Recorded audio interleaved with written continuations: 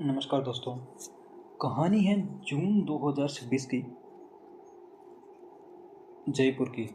एक दिन एक औरत जो थी वो नीरज शर्मा नाम की, वो सड़क क्रॉस कर रही होती है और एक तेज़ रफ्तार स्कॉर्पियो आती है और बेरहमी से उनको कुचल देती है, जिससे उनकी जो है मौके पर मौत हो जाती है।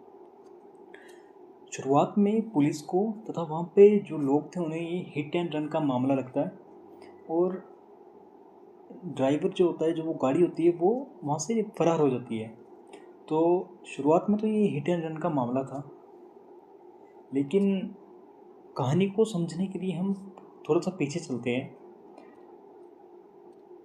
नीरजा शर्मा एक lower division clerk, lower court में जयपुर में,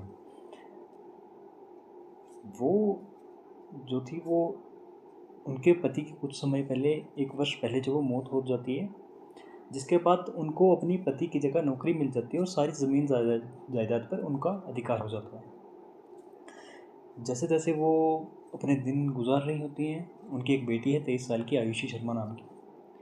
तो दोस्तों, अब होता ये है कि पुलिस को तो शुरुआत में सब कुछ ऐसा लग रहा था कि शायद जब उनकी मौत हुई तो इसका कारण जो है वो एक्सीडेंट ही रहा है। लेकिन जो उनके सामने बात आई है, जो उनके छानबीन में खुलासे हुए हैं, उसने उनको भी दंग करके रख दिया कि आखिर ऐसा क्या हो गया। तो जो ये मौत थी उनकी, ये कोई सामान्य दुर्घटना नहीं बल्कि एक सोची समझी साजिश थी। जब पुलिस ने सीसीटीवी की छानबीन की तो उन्हें ये चीज़ें समझ में आई और समझ में आया कि ये हिट एंड रन का मामला नहीं बल्कि एक सोचा समझा मर्डर है। और कुछ समय बाद जब उन्होंने सीसीटीवी फुटेज निकाले तो वहाँ से वो गाड़ी और गाड़ी के जो मालिक और ड्राइवर दोनों को बुला लिया गया और दोनों को जो है वो कैद कर लिया गया। और उनके जब वो पुलिस रिमांड पर गए तो कुछ ही समय में उन दोनों ने पूरी बातें उगल करके पुलिस के सामने रख दी। लेकिन जो बातें उन्होंने बताई वो कोई आम बात नहीं थी, ये कोई बहुत पुरानी जानी मानी या पैसों के लिए किया गया मर्डर नहीं था। इसके मर्डर के जो पीछे जो असली शख्स था वो था उनकी अपनी बेटी आयुषी शर्मा, 23 वर्षीय। और इसके पीछे की जो वजह थी जायदाद, पैसा और सरकारी नौकरी। क्योंकि आयुषी को इस बात का पता था कि अगर उसकी माँ को कुछ हो जाता है तो सारा जायदाद और जो सरकारी नौकरी है वो उसको मिल जाएगी। तो इसीलिए उसने जो है वो शुरुआत में तो उसने खूब रोने धोने के ड्रामे किए, लेकिन जब पुलिस ने हर एक एंगल को जोड़ा तो उन्हें मालूम पड़ा कि इसके पीछे, और उन लोगों से जो पूछताछ हुई तो उसका नाम सामने आ गया। तो उसके बाद उसके मामा भी सामने आए। तो जो आयुषी के मामा हैं उन्होंने तो यहाँ तक इल्ज़ाम लगा दिया कि इसके पिता की जो मौत हुई है उसके पीछे भी मुझे लग रहा है कि कहीं ना कहीं जो है वो आयुषी ही है।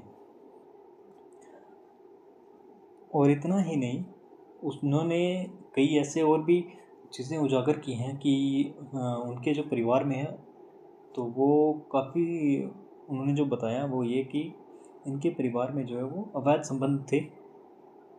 परिवार में मतलब आयुषी के किसी अपने रिलेटिव, उन्होंने तो ये बताया कि उसके ताऊ का लड़का है कोई, उसके साथ अवैध संबंध है, जिसके चलते उनके परिवार के साथ मिल करके आयुषी ने जो है वो अपने माता का मर्डर किया, अपनी माँ का मर्डर किया। और जो ये सुपारी थी, उन 7 लाख की उसने सुपारी दी, सुपारी के लिए बुलाए थे 7 लाख में, और ये मर्डर करवाया।